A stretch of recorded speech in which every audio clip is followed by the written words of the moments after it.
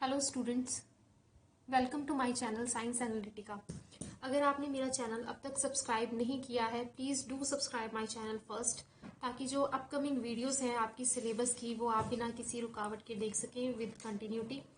So we were doing simple harmonic motion. उसके अंदर मैंने अब तक जो चीज़ें कवर की हैं, सिंपल हार्मोनिक मोशन इंट्रोडक्शन, उसी में हमने जो simple pendulum as a system study किया था। उसके बाद हमने oscillation of a loaded spring वो स्टडी किए थे। अभी तक हम क्या कर रहे थे कि जो सिंगल स्प्रिंग की हम लोग बात कर रहे थे, जिसमें एक एंड फिक्स होता था और जो दूसरा फ्री एंड होता था उस पर हम कोई भी नॉन मास अटैच करते थे। तो उससे रिलेटेड हमने बात की। नेक्स्ट अब जो हमारा इसी उसके सेगमेंट के अंदर आता है वो है कि oscillation of a loaded spring combinations. Here we are taking more than one spring in combination and then we will study the system. So हमारे पास इसी तरह का एक सिस्टम है जिसमें हमने क्या लिए हैं, दो स्प्रिंग लिए हैं। They are attached to some rigid support at one end, and the second of these two springs are attached to a common mass m. ठीक, सो इसी के बारे में हम स्टडी करेंगे। Case one, let the body of weight mg be pulled downward through a small distance y such that each spring gets stretched by a length y. ठीक, तो इस मास के कारण क्या है कि इसके अंदर, इस स्प्रिंग के अंदर जो डिस्प्लेसमेंट प्रोड्यूस होगी वो कितनी होगी, वाई होगी। सो इसी वजह से जो रिस्टोरिंग फोर्स सेटअप होगी इन दोनों स्प्रिंग में इंडिविजुअली सेटअप होगी, वो कितनी होगी, F1 is equals to minus K1y and F2 is equals to minus K2y. So in that case the total restoring force will be equal to the F1 plus F2. यानी इस system की, अगर इस पूरे एज अ सिस्टम अगर हम इसको देखें तो अगर आपने टोटल रिस्टोरिंग फोर्स इसकी कैलकुलेट करनी है, सो उसके लिए जो individual force acting on each spring है उसे हम लोग एड ऑन करेंगे and then finally will come to the result. So finally we'll have this total restoring force, that is minus K1 plus K2 into Y. Now if K is the spring constant of the combination of the spring, then the restoring force will be F is equals to minus KY. ठीक, हम दोनों को ही अगर K लेकर के चलते हैं as a combination, अगर हम इनको लेकर के चलते हैं कि दोनों स्प्रिंग का जो स्प्रिंग कांस्टेंट है वो क्या है, कैपिटल K है, K1 प्लस K2 नहीं है।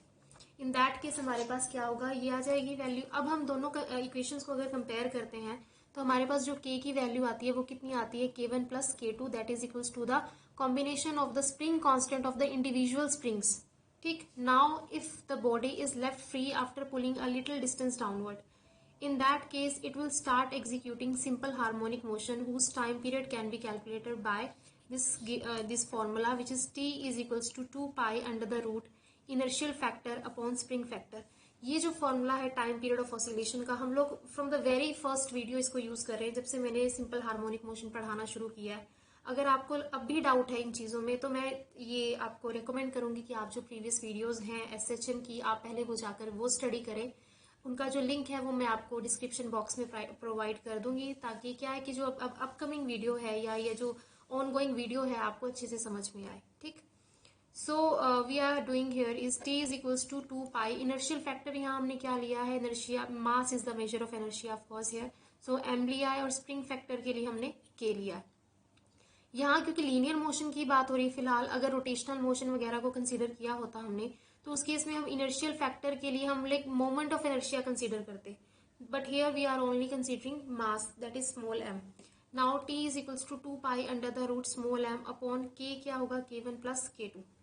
नाउ अगर दोनों K1 प्लस K2 किसके बराबर हैं, हम K मान लेते हैं, यानी दोनों स्प्रिंग जो थे हमारे सिस्टम के अंदर उनका स्प्रिंग कांस्टेंट हम एक ही कॉमन K ही मान लेते हैं। ऐसा नहीं हम लोग मान, अभी तक जो हम कंसीडर करके चल रहे थे, we were taking like K1 is the spring constant for spring 1 and K2 was the spring constant for the spring 2, but now we are taking that is the spring constant for spring 1 is K and also for 2 it is K. So in that case t will comes out to be t is equals to 2 pi under the root m upon 2k. Now this was the first case, ये तो हमारा first case था, उसके लिए हम लोगों ने ये time period of oscillation calculate किया था। अब हम आते हैं दूसरे केस में। दूसरे केस में हमारा जो सेटलमेंट है वो किस तरह से हमने जो इसकी अरेंजमेंट चेंज की है कि हमने दोनों साइड जो थी स्प्रिंग की, दो स्प्रिंग लिए हमने, एक तरह से लगा लीजिए कि स्प्रिंग के दोनों साइड को हमने रिजिड सपोर्ट से फिक्स कर दिया और बीच में अब हमने जो है एक मास m प्लेस किया है। अब तक क्या होता था कि मास हमारा क्या होता था, एक फ्री एंड पे लोकेटेड होता था। अब हमारा जो मास है वो फ्री एंड पे लोकेटेड नहीं होकर के क्या है, it lies within two spring having mass small m. Now let a body of mass mg is connected in between the two springs when the body is pulled to one side through a distance y dash, one spring gets stretched by a length y and the other spring gets stretched by length y. So the restoring force set up in the spring will act in the same direction and it is given by. देखिए अभी क्या है कि अगर हम क्या करेंगे इसको, अगर ये स्प्रिंग है, मान लीजिए इसको, sorry it will be like in this direction is shown wrongly. तो यहाँ क्या है, अगर आपके पास एक मास m है और आप इसको क्या कर रहे हैं, डिस्प्लेस कर रहे हैं ऊपर की तरफ, तो उस केस में क्या हो रहा है कि ये जो स्प्रिंग 1 है ये तो क्या हो रहा है, स्ट्रेच हो रहा है, इट इज कमिंग इनवर्ड. और ये जो स्प्रिंग है वो क्या हो रहा है, थोड़ा ये भी स्ट्रेच होगा, of course it is going there, तो ये क्या होगा, थोड़ा रिलीज होगा, है ना, और ये क्या होगा, स्ट्रेच होगा. लेकिन नेट डिस्प्लेसमेंट तो दोनों के केस में होगी. आपको ये चीज क्लियर होनी चाहिए. जब भी हम f इज टू माइनस के वाई लिखते हैं तो ये जो y डिस्प्लेसमेंट होती है ना, ये जरूरी नहीं होती है हमेशा कंप्रेशन हो या कुछ भी, हमेशा डिप्रेशन हो, कुछ भी. लेकिन ये जो है ये डिस्प्लेसमेंट को दिखाती है. ये कंप्रेशन भी हो सकती है आपकी, है ना, कि आप स्प्रिंग को कंप्रेस कर रहे हो, या क्या हो सकती है, रिलैक्सेशन भी हो सकती है, या आप रिलीज कर रहे हो, इसको थोड़ा दूर जा रही है वो. बस डिस्प्लेसमेंट चेंज होनी चाहिए पोजीशन के अंदर. तो इसी तरह अगर आप इस मास को देखिए, अगर ये मास कहीं भी जाएगा आगे पीछे, तो दोनों ही स्प्रिंग की पोजीशन को इफेक्ट करेगा, क्योंकि ये कॉमन मास दोनों ही स्प्रिंग से कनेक्टेड है. अगर मैं इस मास को ऊपर लेकर के जाती हूँ, है ना, ऊपर जाता है किसी तरह, तो ये स्प्रिंग तो क्या होगा, आपका स्ट्रेच हो जाएगा, आगे ही हो जाएगा, इकट्ठा हो जाएगा. लेकिन जो ये स्प्रिंग है वो क्या हो जाएगा, वो थोड़ा खुल जाएगा, उसकी जो ये रिलीज हो जाएगा, थोड़ी उसकी जो डिस्टेंस है वो बढ़ जाएगा. तो डिस्प्लेसमेंट तो दोनों ही केस में है, ठीक. और दोनों की ही जो डिस्प्लेसमेंट है वो सेम ही डायरेक्शन के अंदर है देखा जाए तो उस केस के अंदर जो हमारा टोटल हमारा जो रिस्टोरिंग फोर्स है वो F1 कितना आया है, -k1y, और जो F2 आया है वो कितना है, -k2y. अगर मैं टोटल को restoring force as a whole इस सिस्टम के अंदर कितना आया वो डिफाइन करना चाहूँ तो it will be given by the sum of F1 plus F2. इन्हें मैं सम कर दूंगी, finally I will have this kind of expression. Now अब हमने ये लिया है, कंसीडर किया है let k is the spring constant for the combination of the spring. In that case we can just substitute k instead of this k1 plus k2. So we'll have this final expression f is equals to minus ky for this type of combination. Now comparing these two equations we'll have the value for the k. Now जो हमारा ये वही बिल्कुल same as of the previous case वही चलेगा. अब SHM के अंदर हमें पता है कि time period is given by this formula, जिसके अंदर m क्या होता है, इनर्शियल फैक्टर होता है, और k क्या होता है, स्प्रिंग कांस्टेंट होता है. m will remain as it is, और जो k है it will be given by the sum of the k1 plus k2. And जो k1 k2 है वो दोनों क्या है, स्प्रिंग कांस्टेंट है for the spring 1 and 2. So now अगर k1 और k2 इक्वल्स टू k है तो ये क्या होगा, 2 pi under the root m upon 2k हो जाएगा, ठीक. So this was the case number 2. Now third case में अब हम लोग क्या कर रहे हैं, देखिए. Now we have consider a body of mass mg suspended at the free end of the two springs. अब हमने क्या किया है कि हमने दो स्प्रिंग लिए इकट्ठे अटैच करके, उसके बाद जो सेकंड स्प्रिंग के लास्ट में हमने ये बॉडी जो है अटैच की है इन द सीरीज कॉम्बिनेशन के अंदर. पहले दो स्प्रिंग्स को अटैच किया और फिर उनके फ्री एंड पे हमने क्या किया, एक मास m अटैच किया. Now when the body is pulled downward through a distance y, अगर अब इस मास की वजह से जो बॉडी है वो क्या है, y डिस्प्लेसमेंट प्रोड्यूस करती है.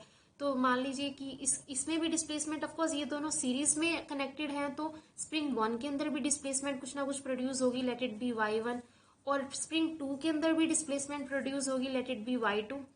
तो जो नेट डिस्प्लेसमेंट हमारे पास होगी वो कितनी होगी, y1 प्लस y2 होगी. लेकिन ठीक है, और जो इनके अंदर जो रिस्टोरिंग फोर्स एक्ट करेगी ईच स्प्रिंग के अंदर वो क्या करेगी, सेम करेगी, that is equals to minus k1 y1. इस केस में हम लोग y1 की वैल्यू क्या कर सकते हैं, अलग कर सकते हैं, we can take it out. And now for f जो सा है y2 we can take the value for the y2 as minus f upon k2. Now जो टोटल एक्सटेंशन प्रोड्यूस हुई उसे बताने के लिए हम लोग क्या करेंगे, y is equals to y1 plus y2 minus f upon k1 minus f upon k2. अगर मैं माइनस f इसे बाहर ले लेती हूँ तो finally will have 1 upon k1 plus 1 upon k2. जो फाइनली मेरे पास फोर्स की जो रिस्टोरिंग फोर्स की एक्सप्रेशन आएगी वो कुछ इस तरह आएगी, minus k1 k2 upon k1 plus k2 into y. जो मेरे पास स्टैंडर्ड इक्वेशन है ना, जो रिस्टोरिंग फोर्स की और फोर्स कांस्टेंट k की जो रिलेशन है वो क्या है, f माइनस के वाई. तो ये जो मेरे पास आया है ऑन ऑब्जर्विंग दिस सिस्टम, उसको मैं स्टैंडर्ड केस से अगर मैं क्या करती हूँ, कंपेयर करती हूँ, तो finally will have the expression for the k जो हम स्टार्टिंग से करते आ रहे हैं कि के का एक्सप्रेशन हम लोग एक्सट्रैक्ट करते हैं, दोनों प्रीवियस केसेस में हमने ये किया। और जो फाइनली हमारा फॉर्मूला फॉर टाइम पीरियड होता है उसके अंदर हम लोग क्या करते हैं कि इस स्प्रिंग कांस्टेंट को सब्सटीट्यूट करते हैं के की जगह। तो यहाँ भी हमने वही किया है कि उसकी जगह हमने पुट किया और फाइनली हमने ये कंसीडर किया कि जो दोनों स्प्रिंग है हमारे, उनका जो स्प्रिंग कांस्टेंट है वो अलग अलग नहीं है, K1 या K2 नहीं है, दोनों का K ही है। फर्स्ट स्प्रिंग का भी स्प्रिंग कांस्टेंट K है और स्प्रिंग 2 का भी जो स्प्रिंग कांस्टेंट K है। उस केस में फॉर सिंप्लीफिकेशन पर्पस जो फाइनली मेरे पास रिजल्ट आता है टाइम पीरियड ऑफ ऑसिलेशन का, it comes out to be 2 pi under the root 2m upon K।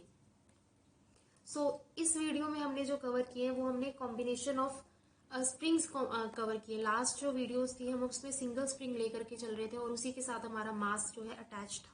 Position मास की कोई भी हो सकती थी लेकिन जो स्प्रिंग था वो एक ही था प्रीवियस वीडियो के अंदर। इस वीडियो में हमने क्या देखा है कि मास की पोजीशन चेंज हो रही है लेकिन जो हमारे पास स्प्रिंग है वो कॉम्बिनेशन में, दो स्प्रिंग हमने कंबाइन किए हुए हैं। उसको फिर हमने ध्यान में रखकर के जो ये पूरी डेरिवेशन की है और हमने जो रिलेशन है for the time period of oscillation in different cases for the combination of springs वो क्या किया है, एक्सट्रैक्ट किया है। So finally we are having this expression.